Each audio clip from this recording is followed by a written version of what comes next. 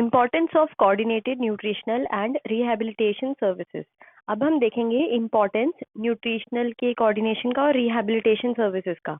In our previous section, we have learnt about the 4-step nutritional care process and the advantages of planning and documentation involved in such a process. अभी तक हमने nutritional care plan NCP को देखा, उसमें 4 steps देखे थे। ठीक है, अब हम देखेंगे कि प्लानिंग मतलब अभी फिर हमने ये भी देखा था प्लानिंग और डॉक्यूमेंटेशन की एडवांटेजेस क्या होता है। Here in this section we shall deal with the rehabilitative services and the nutritional care for the patient. What do we mean by the terms rehabilitation and nutritional care? अब हम rehabilitation और nutritional care देखेंगे patients का। What is their significance and what is the role of healthcare professionals, especially dietitian, in providing these services to the patients? Also, how can patients effectively utilize these services? These are a few of the issues with which we are going to deal in this section. अब हम देखेंगे कि dietitian का क्या role होता है rehabilitation में और nutritional care में, और हम देखेंगे क्या सर्विस देती है हम dietitian as a professional patient को। These are a few of the issues with which we are going to deal in this section. So let us first understand the meaning and significance of nutritional care and rehabilitation. Nutritional care can be recognized as both as science and art. Can you tell why? It is considered as a science because the rapid advances in scientific knowledge provides all healthcare providers with a strong foundation on which the professional practice is based. अब हम nutritional care को science भी कह सकते हैं, art भी कह सकते हैं। हम साइंस क्यों कह सकते हैं? क्योंकि जितनी जल्दी जल्दी एडवांस हो रही हैं, रैपिडली एडवांसेस हो रहे हैं नॉलेज के, साइंटिफिक स्टडीज हो रही हैं, उससे हम हेल्थ केयर प्रोवाइडर्स जो है, मतलब डाइटिशियंस है या दो और भी हेल्थ केयर प्रोवाइडर्स हैं, उनकी भी नॉलेज गेन हो रही है, एक अच्छा फाउंडेशन बन रहा है प्रैक्टिस के लिए। ठीक है, advances in nutritional sciences provide for such a base for nutritional care that is comprehensive, collaborative and continuing. It can be referred to as an art, an exceptional ability to conduct human activity since it involves knowing and caring about people and their needs. अभी तक हमने science क्यों बोला? क्योंकि हम scientific knowledge और वो सब लगा रहे हैं। आर्ट हम क्यों बोलते हैं? क्योंकि हम ह्यूमन नीड के अकॉर्डिंग, केयर के अकॉर्डिंग पीपल के इसको प्रैक्टिस करते हैं। Hence, it becomes all the more essential and imperative that all the healthcare practitioner must base their work on sound scientific knowledge as well as their patient's need. अब यही है कि उनको scientific knowledge होनी चाहिए और पेशेंट नीड, दोनों को हम साइमल्टेनियसली लेते हैं, इसलिए हम न्यूट्रिशनल केयर को साइंस और आर्ट दोनों कहते हैं। Therefore, you would realize as well as appreciate the collaborative effort in many aspects of both nutritionist and nurse working together and functioning catalyst. This significant role that brings scientific knowledge and skill together to bear on patients' nutritional needs can be represented as nutrition nurses human need. Nurses का भी यही काम होता है, scientific knowledge और human need के according nutritionist का भी वही काम होता है। ठीक है, तो ये हमें यही चार्ट में यही बताया गया। All individuals want to have a long and healthy life. There is no doubt that adoption of healthy nutritional lifestyle and the practice of good nutrition habits would help eliminate many health problems caused by malnutrition. Here, the role of a health professional or a dietitian comes into picture. तो हर कोई एक healthy lifestyle जीना चाहता है। माल nutrition किसी को नहीं चाहिए, उनसे हेल्थ प्रॉब्लम आती है। तो यही आजकल के टाइम पे और ज़्यादा इस चीज़ का देखा जा रहा है, नॉलेज हो रही है, तो इसलिए यहाँ पे रोल आ जाता है एक हेल्थ प्रोफेशनल का, मतलब जिसको हम डाइटिशियन कहते हैं। A health professional needs to have a sound knowledge about nutrition and must be able to apply the principles of sound nutrition practice to cater to the needs of patient. These include all diet-related questions and complaints to which clear and simple explanations must be provided by the health professional. In many cases, a patient has to undergo diet therapy, which becomes a part of their medical treatment. In such instances, the eating habits need to be changed and the patient will require advice or instructions for the dietary modification. अब यही बताया जा रहा है कि जो भी उनकी कंप्लेंट्स होती हैं पेशेंट्स की, वो हमें क्लियर आउट करनी है, कोई भी क्वेरी है वो क्लियर आउट करनी है। तो ये भी एक डाइट थेरेपी का पार्ट ही हो जाता है। In such instances the eating habits need to be changed and the patient will require advice और instruction for the dietary modification. This information is provided to them by a dietitian and from health care professional. वही बात की जा रही है कि diet modification अगर है तो इन्फॉर्मेशन हमें देनी है as a health care professional. The dietitian and the nurse hold unique position on the health care cam in relation to the patient's nutritional needs. तो एक स्पेशल पोजीशन होल्ड करती है न्यूट्रिशनल नीड्स के according. Their roles are enhancing as their team responsibilities expand. The dietitian determines nutritional care needs in relation to medical diagnosis and care as well as individual patient needs. तो dietitian जो है वही individual patient need के और medical diagnosis वगैरह सब determine करता है. The nurse assist the dietitian with this nutritional care applying it in the general nursing care. Nurse जो है ना वो डाइटिशियन को असिस्ट करती है ये जो उन्होंने न्यूट्रिशनल केयर दी मतलब लिखा है उसको अप्लाई करवाने में. By this we can realise that in many aspects these two health professionals are closer to the patient and the family and have the opportunity to determine many of the patient's needs. They are the ones who coordinate services and help the patients understand and participate in personal care. Hence, individualized care must be the focus of therapy. In fact, the doctor, nurse, and dietitian working together as a team provide the best possible nutritional care. तो यही बता रहे हैं कि अगर nurse, doctor और dietitian तीनों एक साथ काम करेंगे तो बेस्ट पॉसिबल न्यूट्रिशनल केयर दे सकते हैं हम, क्योंकि हम एज एन इंडिविजुअल टाइप काम कर सकेंगे, फोकस कर सकेंगे उनकी पर्टिकुलर डाइट थेरेपी पे. Now let us move on to the concept of rehabilitation. You would realize that some patients have problems that seriously limit their ability to function normally in everyday activities. In such cases, especially planning can help them achieve and maintain their optimal level of functioning. The care that aims to prevent further disabilities and to restore function is called rehabilitation. अब ये है कि patient की जो जो problems होती है उनकी वजह से वो लिमिटेड हो जाते हैं, उनकी कैपेबिलिटी जो है नॉर्मल फंक्शन करने की वो हैम्पर हो जाती है. ऐसे केसेस में प्लानिंग करके हम देख सकते हैं कि उनकी ऑप्टिमल लेवल ऑफ फंक्शनिंग वो ऑब्टेन कर सकें. ठीक है. रिहैबिलिटेशन का मतलब होता है कि कोई डिसेबिलिटी हुई उसको फिर रिस्टोर करना फंक्शंस को. The planning that emphasize rehabilitation is often beneficial to the clients with cardiovascular, respiratory and neurological disorders. तो बेसिकली हम रिस्टोर कर रहे हैं फंक्शन को. ठीक है. उसी को हम रिहैबिलिटेशन कहते हैं. और आगे जो फर्दर कोई और डिसेबिलिटीज ना हो उसको प्रिवेंट करने के लिए भी इसी इसमें आता है. Nutritional rehabilitation focuses on maintaining adequate nutritional status and adjusting daily activities related to eating. अब न्यूट्रिशनल रिहैबिलिटेशन जो है ना वो फोकस करता है डाइट से related. Okay. The patient is the focus of the team endeavour and must be included as an active and participating member. The patient himself is the one who probably has the greatest interest in her care plan. He or she can work better with health team members if he is informed about his current nutritional status. The relationship between his food habits and nutritional status to his health. He is also needed to be informed about the care services which the various health team members will provide for him and the resources available for us. यही basically ये पूरा यही कह रहे हैं कि patient जो है ना उसको खुद भी एक मेंबर बनना पड़ेगा इस केयर प्लान में, क्योंकि वही हमें एक एक्यूरेट दे पाएगा हिस्ट्री भी, और आगे प्लान जो हमने दिया है वो भी उसी को ही फॉलो करना है, तो वो खुद भी एक मेंबर की तरह रोल प्ले करता है. Sharing the nutritional care plan and goals with family members helps in clarifying their role in assisting the patient. This plan also facilitates the communication between health team members such as nurses and dietitians who work as colleagues and frequently meet to discuss the patient's nutritional needs. Often the communication process involves consultations and referrals among health team members. The consultation is provided to a patient from a dietitian or nutritionist who develop a care plan to assist the client to make more appropriate food choices. अब basically हम patients की जो family है उनसे भी discuss करते हैं ताकि वो भी हेल्प आउट कर सके पेशेंट्स को. और अगेन रिपीटेडली सेम बात कर रहे हैं कि कम्युनिकेशन से ही सारी चीजें हो पाएंगी. While referrals are the written verbal information about the patient's problem and or nutritional needs, the purpose behind making the referral are many. Let us see what are these. Referrals are made for a specific kind of therapy, rehabilitation or training, education and special community services. तो हम referral भी लिखते हैं. ठीक है. अब referral या तो हम उनकी प्रॉब्लम जो थी वो लिखेंगे, क्या प्लान दिया वो लिखेंगे. और क्यों देते हैं हम? ताकि एक प्रॉपर थेरेपी एक जगह लिखी हो, रिहैबिलिटेशन के लिए, उनके ट्रेनिंग के लिए, एजुकेट करने के लिए, या स्पेशल अगर कोई कम्युनिटी सर्विस प्रोवाइड करनी है उसके लिए. Now, what is the information that must form a part of the referral? Well, one should first identify the patient's problem or need. This must be followed by his food habits, appetite, nutritional needs, and diet instruction, and special instructions for feeding. Having looked at the importance of nutritional care and rehabilitative services, next let us focus on the other important aspect of patient care, that is nutrition diet counseling. अभी हमने ये देखा कि referral में हम कैसे पता क्या क्या देखेंगे।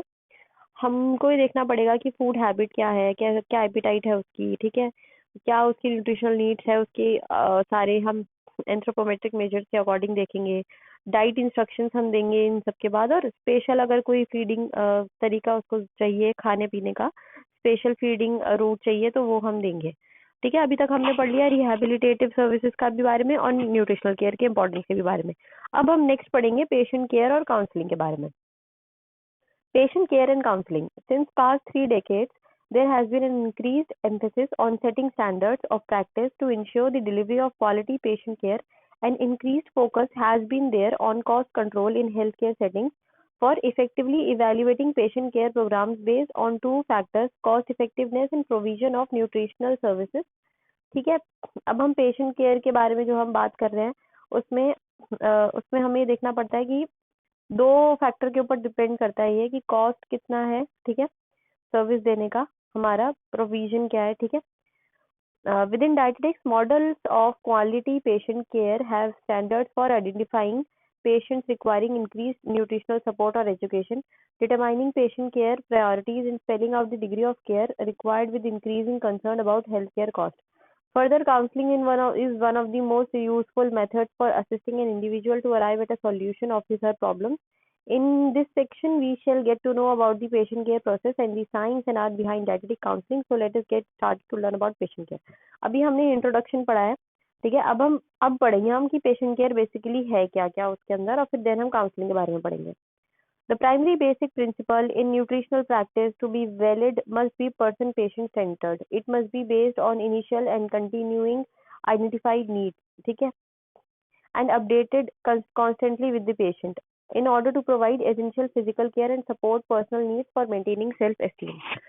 इन्होंने ये बताया यहाँ पे कि पेशेंट केयर जो है ना, हमारा मेन ऑब्जेक्टिव यही होना चाहिए कि जितनी भी पेशेंट केयर है वो मेन हमारा सेंटर क्या होना चाहिए, पेशेंट खुद होना चाहिए सेंटर पे। हमारा जितने भी हम जो भी प्रैक्टिस करेंगे वो हम पेशेंट के अकॉर्डिंग करेंगे, ना कि अपने मर्जी से। पेशेंट को क्या नीड है उसके अकॉर्डिंग, तो पेशेंट हमारा सेंटर ऑफ फोकस होना चाहिए। देन इनिशियल जो हमने उसका केस लिया था वो तो है ही है, पर कंटिन्यू जो टाइम के साथ साथ जो भी चेंजेस आ रहे हैं उनमें वो भी हमको अपडेट करना पड़ेगा constantly. The healthcare team in this process, as you would already know, involves a physician, dietitian, nurse, and other healthcare professionals. There are 5 distinct yet constantly interacting phases in this care process. ठीक है, अब health care professional teams भी इन सब में participate करती है। These include assessment, a broad base of relative information about the patient's nutritional status, food habits, and life situation provides the necessary knowledge for making valid initial assessments. Useful information may come from a variety of sources such as the patient himself, patient's chart, family, relatives, friends, hospital staff, and related research. Again इन्होंने same बात करी है। Assessment में जो हमने पढ़ा था कि हम उसकी पूरी हिस्ट्री देखेंगे, चाहे वो पेशेंट खुद दे, फैमिली दे, रिलेटिव दे, फ्रेंड्स दे, कोई भी दे, हम पेशेंट के बारे में देख रहे हैं, हम उनकी असेस कर रहे हैं, उनकी न्यूट्रिशनल स्टेटस को, हैबिट को, ठीक है? तो ये सारा पार्ट हमारा असेसमेंट के अंदर आता है। फिर हम नेक्स्ट करेंगे एनालिसिस, जो हमको मिला data. The data collected must be analyzed to determine specific patient needs on the basis of which a list of problems will be formed. वही है कि हमने एनालिसिस करा डाटा को और उसके बाद हमने प्रॉब्लम आइडेंटिफाई करी, जो भी प्रॉब्लम थी उसके अकॉर्डिंग अब हम नेक्स्ट प्लान करेंगे, ठीक है? तो planning care, the plan for care must be always be based on personal needs and goals of the patient as well as on the identified medical care requirements. अब जो भी हम प्लान करेंगे वो पेशेंट के नीड के according ही करेंगे। Implementing care. The patient care plan is put into action according to realistic and appropriate activities. In this case, nutritional care and education will involve decisions and actions. अब implement करेंगे, जो हमने plan बनाया है उसको implement भी तो करना पड़ेगा। उसके लिए हमें educate करना पड़ेगा, ठीक है, पेशेंट को पूरा बताना पड़ेगा, पेशेंट को या फैमिली को, कि हम इम्प्लीमेंट कैसे कैसे करेंगे, क्योंकि इम्प्लीमेंट हम सिर्फ बता सकते हैं, पेशेंट को खुद करना पड़ेगा। इवैल्यूएटिंग एंड रिकॉर्डिंग केयर, अब जो हमने इम्प्लीमेंट करा उसका क्या रिजल्ट आया वो इसके अंदर आएगा। The results are checked carefully with each activity being carried out to see if identified needs have been met, hence any appropriate revision of the plan can be made as needed for continuing care. These results are recorded in the patient's medical record. A clear documentation of all the activities is essential. अब हमने जो भी हमने इनको care जो implement किया, plan मतलब intervention जो हमने दी, अब हम उसको इवैल्यूएट कर रहे हैं, जो हम पहले बात कर चुके हैं, और प्रॉपर डॉक्यूमेंटेशन करेंगे। With a brief knowledge about the patient care process, we now move on to the detailed overview on counseling, its scope, process and approaches. अब काउंसलिंग के बारे में हम देखेंगे। The term counseling or nutritional diet counseling is a broader term than teaching. It is one of the most useful methods for assisting an individual to arrive at a solution of his/her problems. It is a personal meeting of two individuals, the counselor who assists in analyzing and understanding the problem, and the counselor who has a problem and needs assistance in arriving at a solution for his problem. अब basically counselling जो है ना, counselling दो लोगों के बीच में होता है। एक जो हो गया काउंसलर, एक हो गया काउंसली। ये काउंसलिंग देगा, और ये जो है जिसको प्रॉब्लम है, जिसको कोई भी प्रॉब्लम है, ये काउंसलिंग ले रहा है। ओके, तो इन दोनों के बीच में होती है counselling. It has been described as in an internal process for the counselee, a sequence of events and the elements of interpersonal relationship between counselor and counselee। वही बताया है same. What is the role of counseling in patient care? Docs, it helps to improve the existing state of the patient. Does it improve? It helps to improve the existing state of the patient. What is the role of dietitian in it? Let us read and find out. अब हम करेंगे counselling के बारे में कि कैसे help करता है। न्यूट्रिशन और diet counselling is a primary educational activity of the dietitian. ठीक है, प्राइमरी एजुकेशनल एक्टिविटी मतलब हम एजुकेट करेंगे, ठीक है, पेशेंट्स को। It incorporates the idea of working with a patient, encouraging him to make changes in his pattern of living that he sees as desirable and attainable, and supporting him through out the process। अब basically क्या है कि हम encourage कर रहे हैं patient को, ठीक है, उसको हम एजुकेट कर रहे हैं, इनकरेज कर रहे हैं, ताकि वो चेंजेस ला सके अपने लाइफ, अपने ईटिंग हैबिट में, या फिर नॉर्मल जो भी उसकी उसको प्रॉब्लम करने वाली हैबिट्स में। It is a process that assist people in learning about themselves, their environment and method of handling their roles and relationship. It involves problem solving, identifying goals and change. Counselor assists individual with the decision making process, resolving interpersonal concerns and helping them to learn new ways of dealing with and adjusting to life situation। तो basically अपने आप को इस बारे में जानने का भी ये हेल्प आउट करता है पेशेंट को, कि वो अपने आप को जाने, अपने एनवायरनमेंट को जाने, ठीक है, लाइफ सिचुएशन को डील कैसे करें, सारी चीज़ें इसके अंदर ही आ जाती हैं। Counselling aims to help client make and sustain desired change over time. It is based on two premises. वही सेम बात बोलिए कि अपने बारे में जानने को और चेंजेस लाने को काउंसलिंग के अंदर आती है, हम प्रमोट करते हैं। Each person controls his own life and behavior, and each individual has a background of personal interactions, socialization, and education that she uses to make choices about their behavior। हर बंदा अपना खुद की लाइफ को या behaviour को खुद control करता है, और खुद चॉइसेस करता है, इंटरेक्शन का सोशलाइज खुद करता है, एजुकेट होता है, ठीक है, बिहेवियर में भी अपने आप चूज करता है। तो ये सारा अंदर आता है। तो हम काउंसलिंग देते हैं कि वो कैसे राइट वे में कर सके इन सबको। Counseling is explored as a four-stage process. The first stage concentrates on the development of a trusting, helping relationship between the counselor and the counselee. The remaining three stages focus on problem solving। अब ये ना 4 stage पर depend होता है। पहली में तो आप सबसे पहले ना ट्रस्ट करोगे, ट्रस्ट डेवलप करोगे। अगर कोई पेशेंट आ रहा है आपसे, अब वो अपने घर की बातें तो बताने लगेगा नहीं। आप जब तक ट्रस्ट डेवलप नहीं करोगे, तब तक वो आपको अपनी पर्सनल लाइफ नहीं बताएगा। तो इसलिए पहले ट्रस्ट डेवलप करना जरूरी है। बाद में हम प्रॉब्लम तभी तो आइडेंटिफाई करोगे। बाद की जो स्टेजेस है वो प्रॉब्लम सॉल्विंग पे फोकस करती है। फिर dietitian counselling includes in its scope behaviour modification counselling and cognition, nutrition counselling and nutritional and multicultural communication. The health professional including the dietitian uses the knowledge and skills to assist patients to identify problems, discover and list possible solutions, consider the consequences of each alternative, choose a solution and incorporate it into their daily activities। अब वो ना, जो dietitian या कोई और health professional होता है, वो नॉलेज को, स्किल को अपनी लगा के आइडेंटिफाई करता है, प्रॉब्लम को डिस्कवर करता है, फिर पॉसिबल सॉल्यूशन निकालता है, ऑल्टरनेटिव्स निकालता है, और फिर इनकॉर्पोरेट करता है अपने पेशेंट के डेली एक्टिविटीज में। In most instances it is important to outline a plan to provide education, patient education और काउंसलिंग।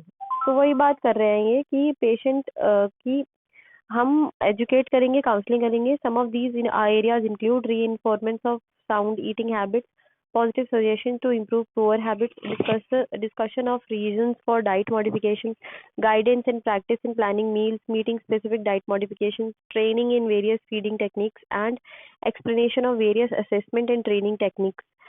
बेसिकली सेम ही बात रिपीट करे जा रहे हैं अगेन एंड अगेन कि हमें उनकी ईटिंग हैबिट को अच्छा करना है, रीइंफोर्स करना है, पुअर हैबिट्स को कम करना है, हटाना है, अपनी ट्रेनिंग देनी है, उनको एजुकेट करना है, ठीक है, उनकी डाइट मॉडिफिकेशन करनी है उनके अकॉर्डिंग, जो भी उनकी प्रॉब्लम है उसके अकॉर्डिंग, और बाकी टेक्निक्स असेस करके निकालना है। अगेन एंड अगेन सेम ही चीज बात बार बार लिखी गई है। There are almost 40 different therapy models or approaches, but a few are most commonly used. Let us then understand various prevalent theories and approaches that are relevant to counseling. ये कुछ कुछ theories हैं, approaches हैं counselling के relevant, तो हमें इनको याद नहीं करनी है, बट हाँ इनके बारे में एक बार हम रीड कर लेते हैं just. Few theories and approaches relevant to counseling. Few theories and approaches relevant to counseling are reviewed herewith. First है reality theory, developed in the 1960 by William Glasser, a psychiatrist. Reality therapists view human nature in terms of behavior. They believe that human behavior is motivated by two common basic needs: the need to love and to be loved, and the need to feel worthwhile to ourselves and others. People are responsible for their behavior and behaving in a responsible manner that helps people fulfill their needs. Clients are helped and encouraged to make value judgments about their own behavior. Once the chosen behavior is viewed as responsible, clients' feeling about their behavior tend to become positive. This approach can help the dietetic practitioner to use a structured approach for assisting a client to change inappropriate eating behavior. Reality behaviour में basically patient के खुद के behaviour को change करने का करता है। अब हमको क्या काम है इसमें कि हम उसकी ईटिंग बिहेवियर को चेंज करेंगे, हमें सिर्फ ये देखना है कि चेंज इनअप्रोप्रिएट ईटिंग बिहेवियर, बस बाकी सारा साइकाइट्रिस्ट का काम है। Then behavioral counseling. This involved front line early theories of behaviorism. The focus is on examining current behaviors and learning new ones. It is believed that feelings and thoughts may come before the behavior, nor after. For example, a person feels upset, so she eats. Basically ये new तरीके की behaviour है। अब कभी कभी क्या होता है कि भूख नहीं लगी होती, अगर इंसान का कोई और इमोशनल अनस्टेबिलिटी हुआ है, मतलब अगर अपसेट है, सैड है, तो वो काफी लोग ऐसे अपसेट के टाइम पे खाना खाते हैं, तो ये भी हमको बिहेवियर उनका चेंज करना पड़ेगा। Then cognitive behavioural approaches, they include, ये इतना इम्पोर्टेंट है नहीं। Psychoeducational and rational emotive therapy. The goal is to identify problem behavior and irrational beliefs and then to design strategies for immediate action plans. Psychoeducational therapy specifically involves a process of learning about oneself, gaining self-understanding and self-knowledge. Basically ये अपने आप को जानने के बारे में बात कर रहे हैं, अपनी अंडरस्टैंडिंग, अपने नॉलेज के बारे में। Once the client has progressed in the understanding, she will be in a position to regulate his her behavior in accordance with some standards. This theory is intended to teach the individual to manage physical and mental impulses. Physical और mental अगर कोई एकदम से change आ रहा है तो वो impulse को कंट्रोल करने के लिए क्लाइंट को, पेशेंट को इसलिए दी जाती है। The rational emotive therapy is based on the premise that negative self-talk and irrational ideas are a major cause of emotion-related difficulties. The therapy aims to provide the client with an insight to stimulate logic and emotion simultaneously in the direction of planned changes. For example, when working with a patient with high serum cholesterol, the dietitian would help the client to think that the cholesterol levels are very high, feel emotions like concern or fear in order to get the patient to make an effort towards change and sustain it, and encourage patient that food lowers in fat and cholesterol are to be preferred. अब देखो हमारा इससे क्या काम है as a dietitian, हमें ये देखना है कि अगर किसी पेशेंट का सपोज कोलेस्ट्रॉल हाई है, तो हमें उसको ये बताना है, उसको ये फील कराना है कि कोलेस्ट्रॉल भाई आपका हाई है। काफी बार बहुत मोटे मोटे लोग ये कहते हैं अरे नहीं ये तो नॉर्मल है, तो नॉर्मल है, बट नहीं, नॉर्मल नहीं होता। सबसे पहले तो हमें उसको है कि उसको बताना पड़ेगा, थिंक कराना पड़ेगा। नेक्स्ट इमोशंस उसके, मतलब डराना पड़ेगा उसको कि अगर ज्यादा होगा कोलेस्ट्रॉल तो आपको हार्ट अटैक हो सकता है, जो भी हो सकता है। थर्ड है कि आपको इनकरेज करना पड़ेगा लो फैट वाले फूड को, ताकि वो पेशेंट खुद प्रेफर कर सके low fat food. The family nutrition approach, this involves relative family who live in the client's household in assisting the client to make necessary dietary changes to prevent or to control diet responsive diseases and to maintain specific and to maintain client adherence to nutrition advice over the long time. Family counseling is used very commonly when working with children and adolescents. Family counseling is appropriate where the client's problem are related to his relationship or function in the family. Working with the family helps to achieve improvement faster and prevent lapses, even if you treated work with a person alone. अब family nutrition therapy मतलब ये है कि family को भी आप include कर रहे हो ताकि फैमिली भी इंकरेज करे, ठीक है, कि वो डाइट उसकी सही हो. Directive and non-directive counseling. Directive counseling tends to be appropriate when the counselor is aware of the problem and or is concerned about the behavior of the patient, but the latter is unaware about the problem and is avoiding acknowledging it.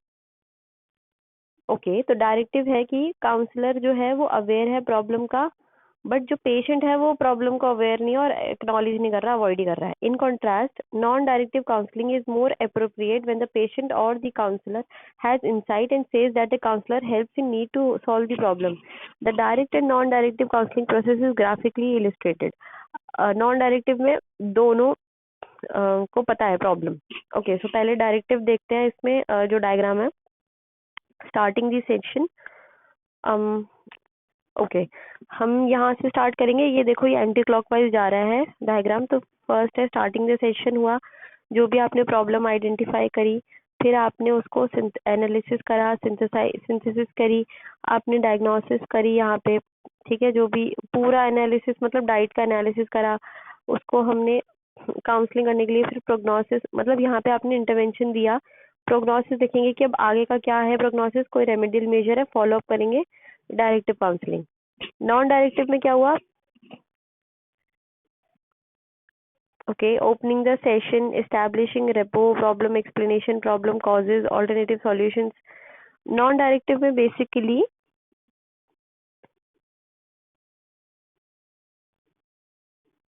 Okay, so non directive में ये होता है कि patient को ना बताना पड़ेगा कि उसको हेल्प चाहिए काउंसलर की.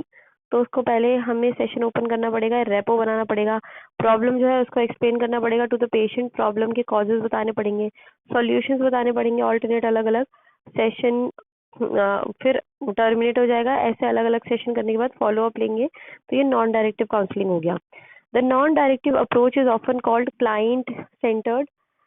A basic assumption is that humans are basically rational, socialized, and realistic. If a person needs for a positive regard from others and for positive self-regard are satisfied, the individual can realize the inherent tendency he/she possesses towards realizing their potential for growth and self-actualization.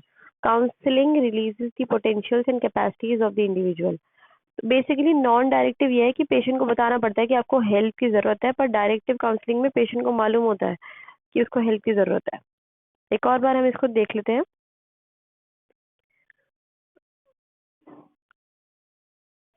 Okay, so directive और non directive हमारा यहाँ हो गया. Then one of the assumptions is the relationship between the counselor and the client. The client cannot be helped only by listening to the knowledge the counselor possesses or to the counselor's explanation of the client's behavior or the personality. Prescribing cures or corrective behaviors are not considered to be of a lasting value. The relationship that is most helpful is one that enables the patient to discover within himself herself the capacity to change and grow. Using the relationship, four specific characteristics are desirable: acceptance, congruence, understanding, and ability to communicate these to the clients.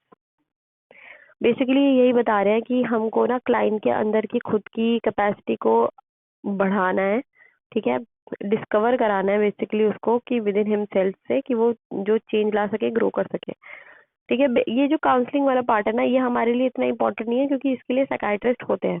ये just हम एक reading कर रहे हैं कि हमें पता होना चाहिए, that's it. The counselor should accept the clients as individuals as they are.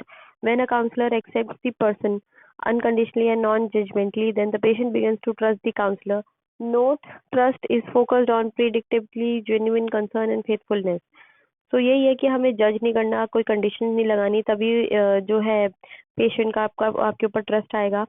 Good counsellors are integrated, consistent with no contradictions between what they say and what they are. The counsellors verbal and non verbal behaviour should be consistent. Empathy is essential to non-directive therapy. Thus, the counselor needs to be a good listener, having intuition, provide feedback on the data, feelings, as well as provide motivation and inspiration. तो counsellor जो होता है वो एक good listener होना चाहिए, ठीक है।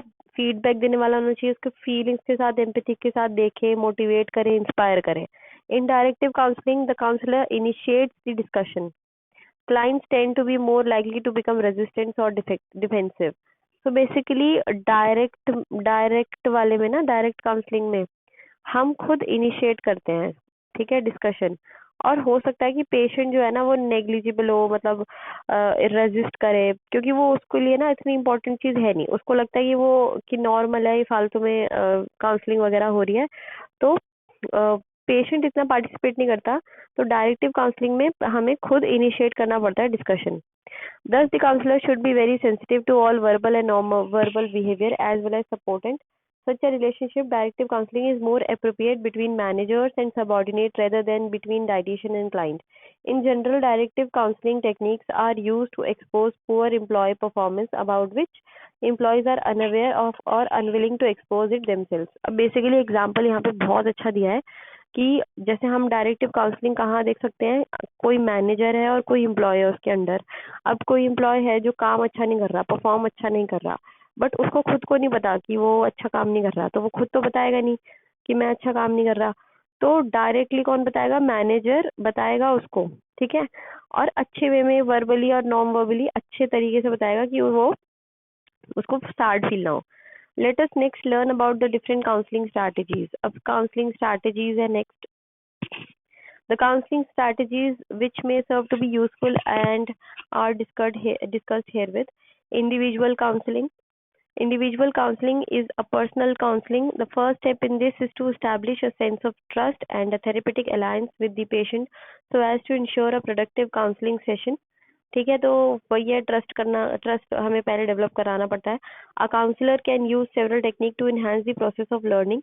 These are clarify goals at the beginning of the session, start instruction in a positive manner, approach the patient in a competent, quietly enthusiastic manner, keep the session patient centered, focus on the topic to be covered, and adjust counseling approach as the need arises. Find out if the client understands what he is being told. Give honest, sincere praise for successes. Use teaching techniques that impart on one or more of the client senses and actively involve him. तो basically ये क्या कह रहे हैं कि ये कुछ कुछ टेक्निक्स होती हैं कि हमें उनको पहले गोल क्लेरिफाई करके बताना है, अच्छे से क्लियर करके। फिर हमारा मैनर अच्छा होना चाहिए, पेशेंट को एज अ सेंटर फोकस रखना है, हमको फालतू इधर उधर की बात नहीं करनी है। और ऑनेस्ट करना है, अगर कोई सक्सेस हो तो प्रेज करना है, ठीक है। ये सब हमारा इंडिविजुअल काउंसलिंग में आ गया। ग्रुप काउंसलिंग में क्या है? Group counselling is a technique where a group of person is counselled by employing group interaction method for arriving at a solution to the problem common to the group. All the group members are given an opportunity to discuss their problem together in a free atmosphere. Group counseling में ना सबको, जिसको same तरीके की problem है, वो सारे को एक साथ बिठा के काउंसलिंग होती है। एक एक करके वो अपनी प्रॉब्लम्स बताते हैं, फ्री एटमॉस्फेयर होता है, कोई जजमेंट नहीं होता। द ग्रुप काउंसलिंग प्रोसेस, इसका ये यहाँ पे देखो चार्ट बना हुआ है। तो सेशन स्टार्टिंग हो रही है, ओरिएंटेशन है फॉर डिस्कशन, एक एक करके अपने अपने बताते हैं। बिहेवियर के बारे में डिस्कस होता है, अपने बारे में वो बताते हैं, सेल्फ डिस्क्लोजर एक एक करके। फिर डिसीजन अच्छे से मेक करते हैं, क्लोजर हो जाता है, मतलब हमने क्या डिसीजन लिया, उनको क्या काउंसलिंग दी, वो फिर क्लोजर हो गया, ठीक है। सॉरी, स्टार्ट से करने से पहले सिलेक्शन ऑफ पार्टिसिपेंट होगा, क्यों? क्योंकि ये ग्रुप काउंसलिंग है, तो ग्रुप जिनका कॉमन प्रॉब्लम है, ठीक है, वो पार्टिसिपेंट हम सेलेक्ट करेंगे। तो यहाँ हमने डिसीजन मेकिंग करा, मतलब काउंसलिंग दी, फिर हमारी क्लोज हो गई और फिर फॉलो अप आगे चलता रहा। Group counselling can be provided via formal classroom sessions or small group sessions. An active participation of group members facilitates the process of learning. Specific techniques are used for the purpose of instruction, and these could be a lecture either with or without additional teaching aids for a role play, demonstration and practical sessions. यही same बात कर रहे हैं कि जो भी हमने ऊपर बात करी। An important strategy could be to conduct small group meetings for behavioral change, encouraging full participation. The group atmosphere provides support and motivation to members to help them achieve their individual goal. वही है कि अगर जो group में है, जो participate कर रहा है, वो लोग एक दूसरे को भी सपोर्ट कर सकते हैं इंडिविजुअल गोल अचीव करने के लिए। Recommended actions often seem more acceptable when group members tell how they are helped by those actions. Also, learning in groups is sometimes more interesting and fun than in a one-on-one setting. One on one setting जो होती है ना, one two one setting, उससे ज़्यादा थोड़ा group discussion ज़्यादा fun हो जाता है, इंटरेस्टिंग हो जाता है, इसलिए भी हम प्रेफर कर लेते हैं ग्रुप काउंसलिंग को। देन है however, a person benefits from a group only if he can identify with it. In such cases, such as these, individualized nutrition counseling sessions are preferred.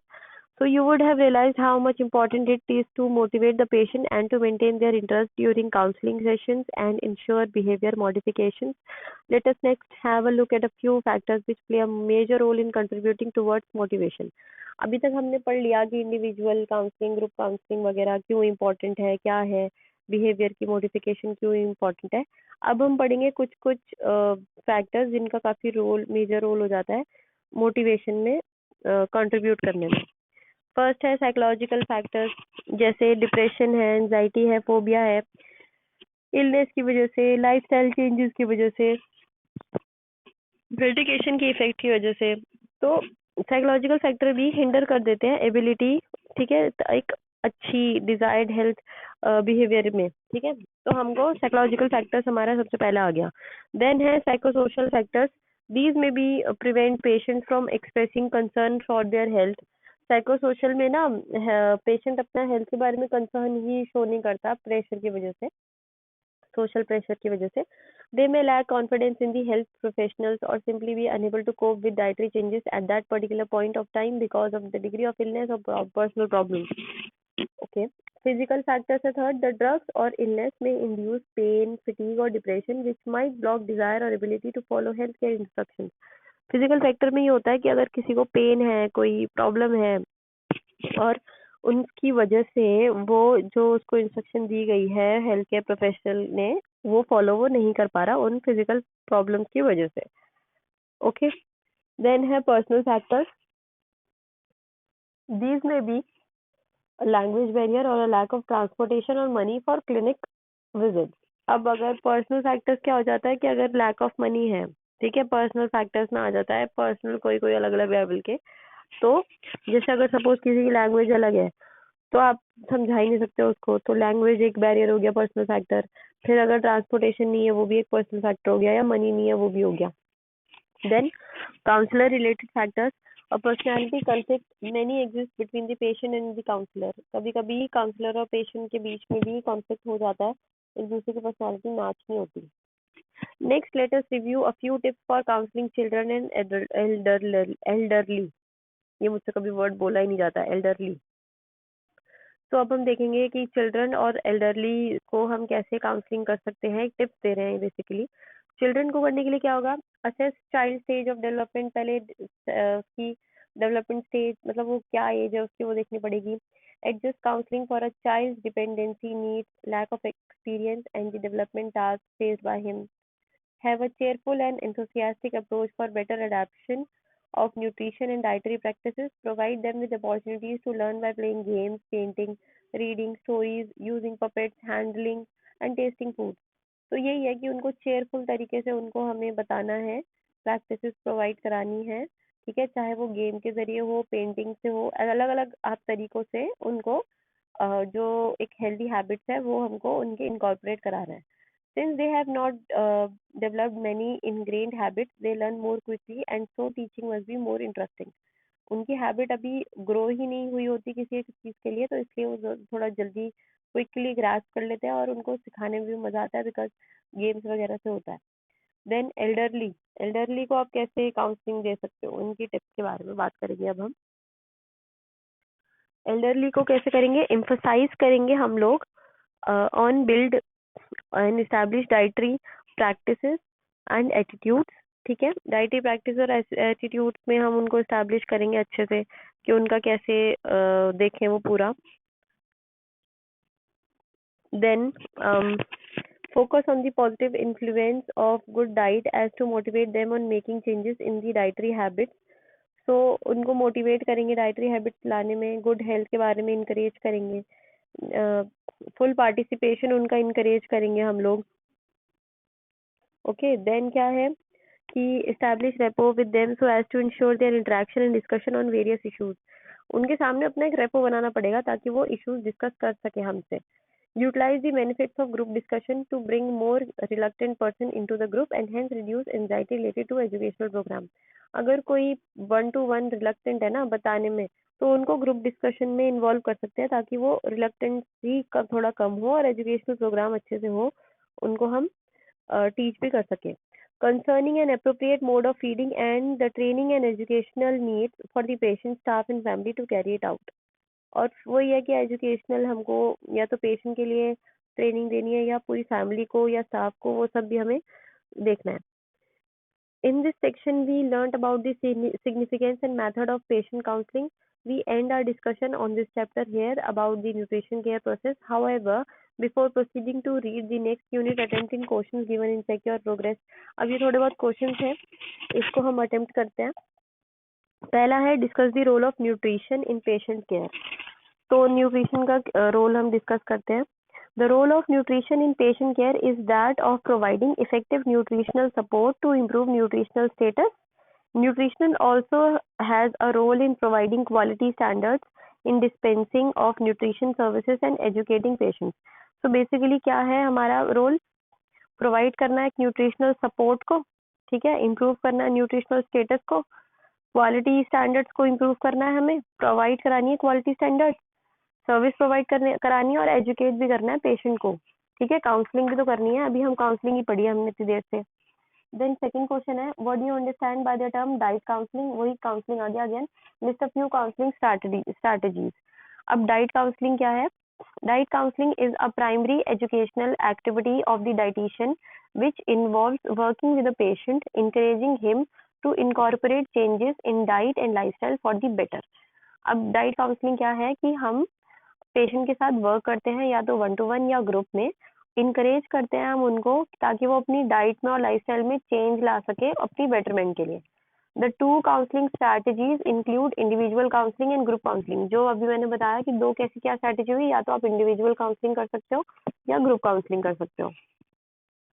Third question है suppose you were to counsel a group of 8 to 10 years old anemic girls, what are the points you would keep in mind while counseling the group। अब answer क्या है? The points to be kept in mind before counselling children between the age group of 8 to 10 years are assess the child's stage of development, adjust counseling for a child's dependency needs, have a cheerful and enthusiastic approach for better adaptation of dietary practices, and provide opportunity to learn by playing games, puppetry etc and make teaching more interesting। अभी हमने यही देखा था कि अगर कोई बच्चे हैं, अब चिल्ड्रन है अगर, है ना, 8 to 10 years का तो बच्चा ही हुआ, तो बच्चे को काउंसलिंग करने के लिए हमें अलग अलग गेम्स कराने पड़ते हैं, ठीक है, और उनकी अभी हैबिट बनी नहीं है तो वो बहुत जल्दी क्विकली करते हैं ग्रास। उनकी एज देखनी पड़ेगी, डेवलपमेंट स्टेज देखनी पड़ेगी, काउंसलिंग देनी पड़ेगी अलग अलग तरीकों से, ठीक है। डाइटरी प्रैक्टिसेस में आप चाहो तो उनको अच्छा रेसिपी जो है वो हेल्दी रेसिपी करो, पर उनको अट्रैक्टिव वे में प्रेजेंट करो, वो भी इसमें आ सकता है, ठीक है। देन फोर्थ क्वेश्चन है enumerate the faces involve in nutritional care process. Nutritional care process में क्या क्या फेस था वो एक बार हम लास्ट में देख ही लेते हैं। The 5 distinct faces in the focus of care of patients include assessment, analysis, planning, implementing, evaluating and recording care.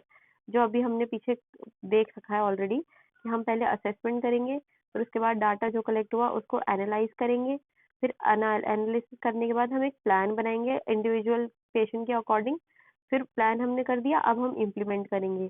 Implement करा, अब वो कितना, मतलब हमारा जो आउटकम है, हमारा डिजायर्ड आउटकम है नहीं है, क्या है, हमें इवेल्युएट करना है। और ये सारी जो प्रोसेस है अब हम दिमाग में तो रखेंगे नहीं, तो ये सारा डॉक्यूमेंटेशन जरूरी है। तो डॉक्यूमेंटेशन या रिकॉर्डिंग केयर, ये आ गया हमारा 5 distinct faces of patient care. तो यहाँ हमारे ये वाली एक्सरसाइज खत्म होती है। एक बार लेटेस्ट सम अप देख लेते हैं, फिर उसके बाद हम ग्लॉसरी भी देख लेंगे। In this unit, you have learned how to render effective nutritional care in therapeutic nutrition. The primary goal of diet therapy is to achieve or maintain optimal nutrition status. The nutrition care process is a systemic and logical approach to ensure effective and successful nutrition intervention। अब देखो इसमें यही बता रहे हैं कि हमें achieve करना है ऑप्टिमल न्यूट्रिशन को स्टेटस में, ठीक है। न्यूट्रिशनल केयर प्रोसेस की डेफिनेशन भी बता दी कि सिस्टमिक और लॉजिकल अप्रोच है ये इंश्योर करने के लिए इफेक्टिव और सक्सेसफुल न्यूट्रिशन इंटरवेंशन। ये एनसीपी की डेफिनेशन भी आ गई यहाँ पर, मार्क कर देती हूँ मैं। ये रही।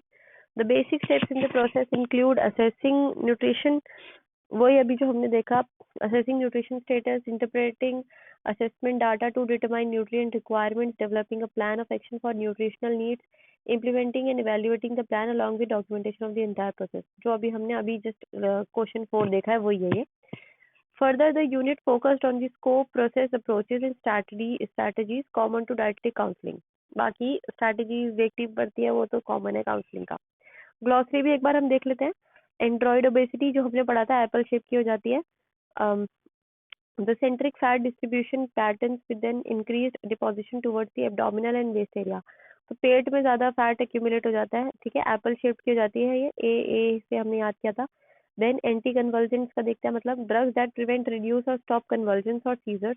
नाम से पता चल रहा है एंटी कन्वर्जेंस मतलब कन्वर्जेंस के अपोजिट स्टॉप करने के लिए देते हैं ड्रग्स। सेरिब्रल पाल्सी हमने पीछे पढ़ा था, अ group of chronic foundations affecting body movements and muscle coordination. Cerebral palsy basically paralysis का ही एक फॉर्म है जिसमें क्रोनिक है ये बीमारी, इसमें बॉडी मूवमेंट और मसल कोऑर्डिनेशन प्रॉब्लम हो जाती है। देन क्लिनिकल डायटेटिक्स का मतलब देख लेते हैं, the application of dietetics in a hospital और हेल्थ केयर इंस्टीट्यूशनल सेटिंग। अगर कोई हॉस्पिटल है या इंस्टीट्यूशनल सेटिंग है, वहाँ पे हम न्यूट्रिशनल एप्लीकेशन कर रहे हैं, ठीक है, उसको हम क्लिनिकल डायटेटिक्स कहते हैं। डाइट हिस्ट्री, डाइट हिस्ट्री मतलब a review of an individual's usual pattern of food intake and the food selection variables that dictate the food intake. तो बेसिकली डाइट हिस्ट्री होती है कि जो पहले से खाता जा रहा है उसकी हैबिट क्या है, वो सारा डाइट हिस्ट्री के अंदर आता है। Then diet therapy, the role of food and nutrition in the treatment of various diseases and disorder, also known as therapeutic nutrition। अब रोल क्या है किसी खाने का, कि मतलब आप कैसे चेंज करके उसके खाने में चेंजेस ला के उसको कैसे ट्रीटमेंट देते हो, वो डाइट थेरेपी का पार्ट हो जाता है। देन है डाइटेटिक्स। डाइटेटिक्स हमने देखा था science and art of feeding individuals based on principles of nutrition. Nutrition के प्रिंसिपल्स के अकॉर्डिंग हम जब फीड करते हैं इंडिविजुअल को या ग्रुप को, वो सारा डाइटेटिक्स के अंडर आता है। देन है गाइनॉइड ओबेसिटी, जो हमने देखा था पियर शेप की हो जाती है। The fat distribution as the hips and the thighs, ये यूजुअली फीमेल्स में देखने को मिलती है कि अगर फीमेल्स की हिप्स या थाइज में फैट ज्यादा होता है वो गाइनॉइड ओबेसिटी होती है। Then leukoplakia, leukoplakia a precancerous lesion that develop on the tongue that inside of the cheek as a response to chronic irritation। Leukoplakia basically क्या होता है, कैंसर से पहले वाली कंडीशन होती है जब बार बार इरिटेशन होती है ना चीक की, या क्या कहते हैं ओरल माउथ की, तो ल्यूकोप्लेकिया डेवलप हो सकता है, क्रोनिक कंडीशन होती है बेसिकली ये भी एक। देन मेडिकल न्यूट्रिशन हम देख रहे हैं। मेडिकल न्यूट्रिशन में क्या है कि the assessment of the nutritional status of the client. Medical nutrition ये होता है कि हम असेस कर रहे हैं nutritional status of the client को, तो वो हमारा मेडिकल न्यूट्रिशन के अंदर आता है। देन है therapy, followed by nutrition therapy ranging from diet modification to the administration of eternal and parenteral therapy nutrition, sorry. तो ये थेरेपी का मतलब होता है कि हम किस तरीके से एडमिनिस्ट्रेट कर रहे हैं न्यूट्रिशन को, चाहे वो हम माउथ से कर रहे हैं, ओरल से, एटर्नल से या पेरेंटल मतलब ट्यूब डाल के या इंट्रावेनस, वो सारा थेरेपी के अंदर आता है। Then muscular therapy, a group of diseases involving muscle deterioration. Muscular therapy होता है कि हम मसल्स के अलग अलग मसल्स को फोकस कर रहे हैं किसी थेरेपी को देने में, ठीक है। Nutritional index, nutrition the extent to which an actual intake of specific nutrients meet the recommended desirable intake for a particular patient। Nutritional index क्या होता है कि एक्चुअल इंटेक हम देखते हैं स्पेसिफिक न्यूट्रिएंट का, ठीक है, और डिजायरेबल, अच्छा हाँ, ये हमारा एक फॉर्मूला था ना न्यूट्रिशनल इंडेक्स एनआई, कि एक्चुअल कितना है माइनस डिजायरेबल कितना होना चाहिए डिवाइडेड बाय डिजायरेबल कितना होना चाहिए, ठीक है, उसको हम न्यूट्रिशनल इंडेक्स कहते हैं। Then oncology, the branch of medicine concern with the study and treatment of tumours. तो ऑन्कोलॉजी बेसिकली ट्यूमर्स की ब्रांच होती है जो ट्रीटमेंट को, ठीक है, स्टडी करता है, ट्रीटमेंट करता है ट्यूमर्स का। Over the counter drugs, drugs those are available without a prescription। ठीक है। ओवर द काउंटर ड्रग्स होती हैं कि वो ड्रग्स जो ओवर द काउंटर मिल जाती है बिना एनी प्रिस्क्रिप्शन के, जो हमारे केमिस्ट वगैरह नहीं दे देते वो। तो ये हमारा चैप्टर 1 खत्म हो जाता है। ठीक है, आंसर्स हमने देख लिए थे। सो बेसिकली क्या है कि ये इतना जो छोटा मोटा इस चैप्टर में इम्पोर्टेंट है वो है एमसीपी। मैं नेक्स्ट वीडियो एक बार शॉर्ट बना दूंगी। ये तो अभी हमने डिटेल में पढ़ा था ये चैप्टर, अब मैं शॉर्ट में बना दूंगी नोट फॉर्म में कि हमारा बेसिकली क्या है वो। हमारा पर्पस होगा कि एग्जाम पॉइंट ऑफ व्यू से। ओके।